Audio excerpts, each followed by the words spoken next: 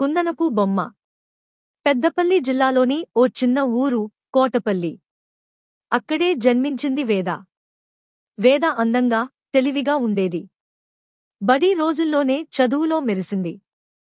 గ్రామంలోని అందరికంటే ముందు నిలిచిన విద్యార్థిని. తల్లిదండ్రుల ఆశ, ఊరి గర్వం. ఇంటర్ చదువుతున్న రోజుల్లోనే అజయ్ అనే యువకుడితో పరిచయం ఏర్పడింది. మాటలు, పరిచయాలు ప్రేమగా మారాయి. నాకు నీమీద ఇష్టం ఉంది, నీతోనే జీవితాన్ని గడపాలి అని అజయ్ చెప్పినప్పుడు ఆమె హృదయం ద్రవించింది. కాని ఆమెకు తెలియనిది ఒక నిజం: అజయ్ ఒక్కడికి కాదు, అనేక అమ్మాయిలతో ఇలానే చెప్పేవాడు. అజయ్ మాటలు నమ్మి వేద అతడితో పరుగు తీసింది. కాని అతని కుటుంబం అంగీకరించలేదు. నీకు చదువు ఉంది, పాపం మా అజయ్కు పొట్టకోసం పోరాడాల్సిన పరిస్థితి అంటూ వేదాను అవమానించారు. అజయ్ తండ్రి అసలు ఒప్పుకోలేదు. కుటుంబం ఒత్తిడితో అజయ్ మారిపోయాడు.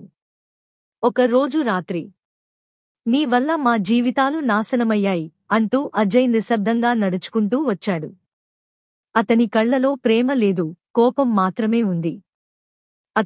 అతని మిత్రులు కలిసి ఆమెను తీసుకెళ్లారు. కోటపల్లి దగ్గర బొగ్గుగనుల అంచున తీసుకెళ్లి అర్ధరాత్రి వేదాను నరికి చంపేశారు. ఆమె కేకలు ఆ చీకటిలో కలిసిపోయాయి. వేడి రక్తం భూమిని తడిపింది. 2 రోజులకు ఆమె శవం పొలాల్లో కనిపించింది. పోలీసులు విచారణ ప్రారంభించారు. అజయ్ అదృశ్యమయ్యాడు. గ్రామం దుమారం లేచింది. వేద తల్లిదండ్రులు న్యాయం కోసం పోరాడారు. కాని ప్రభావశాలుల కారణంగా కేసు నీరుగారిపోయింది.